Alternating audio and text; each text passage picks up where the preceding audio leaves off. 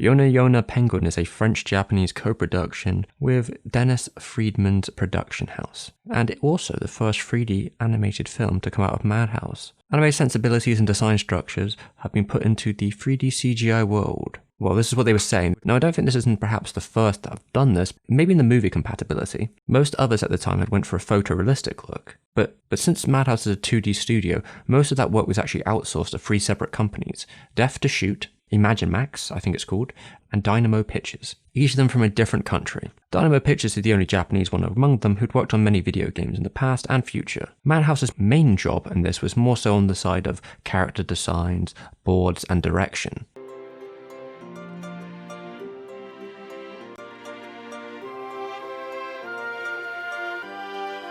And we have Rintaro on board, so maybe we're going to have something interesting going on here. I've defended the family films that have came out of Madhouse in the past because they're usually pretty good. Although this one's tone set's really young, maybe just as young as Cinnamon Roll.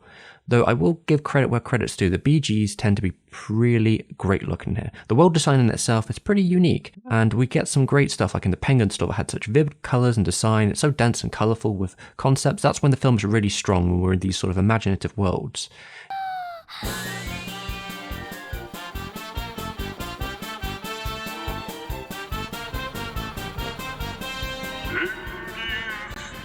You'll see a lot of strong purples with warm colours that contrast with it. There's a really nice feeling to the whole world. It's very cohesive. Although I can't necessarily say that as much for the character design of the major cast.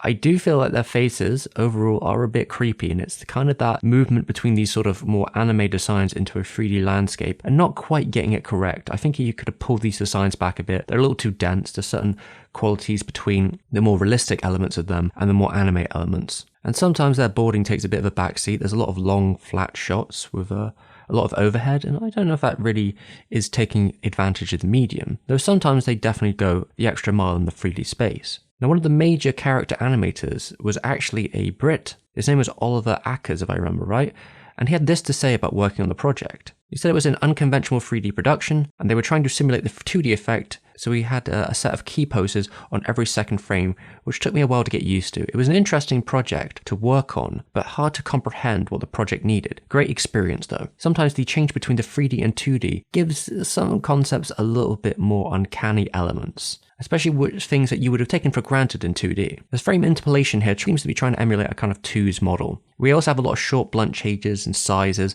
like the mouth movements are very 2D, flips and expressions or increasing of size of objects, stuff that sometimes works and sometimes doesn't in the 3D landscape. Although I do think the general movement of the characters is pretty good overall. Sometimes it feels a little bit janky, but yeah, with 3 different production houses going in different places, what they did with the actual movement isn't the issue. Maybe the shaders would have made this a little bit more cohesive, or pulling back the designs a bit to be more simple, that they kind of are falling into a sort of weird in-between spot, which I'm not really vibing with myself. There are some characters that it works with. Say, for example, there's a little cat here who has a lot of like expressive and energetic movements, a really cartoonish design, and an early Fleischer's like animation style. It's not like there isn't any 2D animation used in this production. There are little pieces here and there, but they bring it all together in ways. I do think overall it did not fall to the faults of most modern 3D anime, which are trying specifically too hard in some capacities to try and look like a 2D animated film without using the benefits of the medium they're in. Now, what can I say? There are a couple of unique directing moments. The actual villain, I'll give it the biggest credit I can give to it in design language is that the villain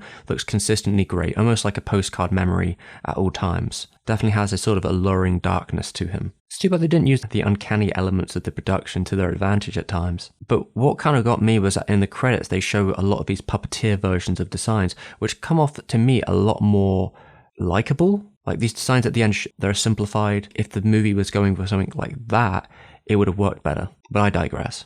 I don't necessarily think what's happening is bad. There is a flow to it you can get into.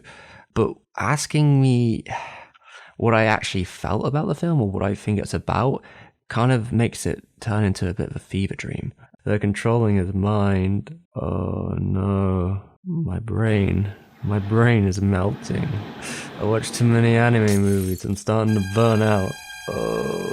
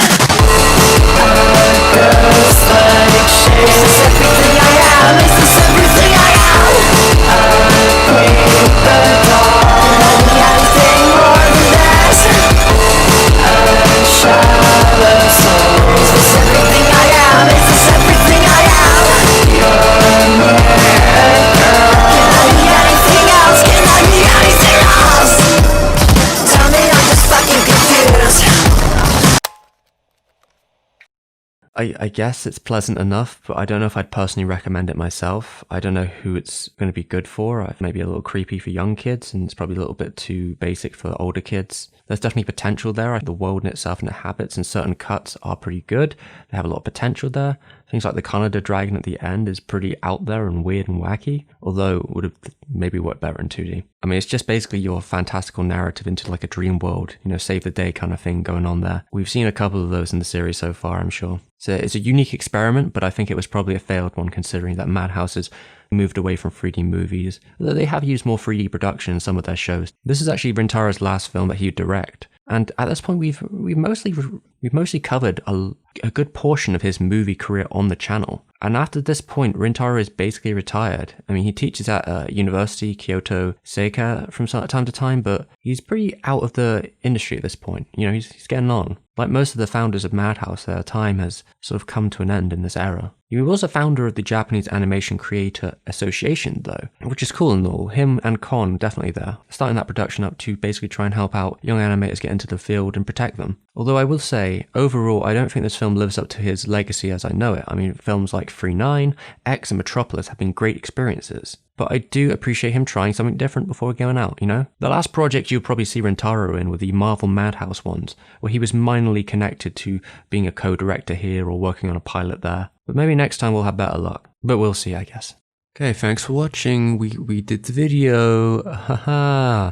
Thank you to the patrons, Alex Moriarty, Jovin, and Daniel Strait. Come back if you want to see more videos for Madhouse Month. You can click the bell, you can subscribe, you can like, and you can comment so we can keep on going. There's only a couple left now, baby. We're on the home stretch. Bye-bye.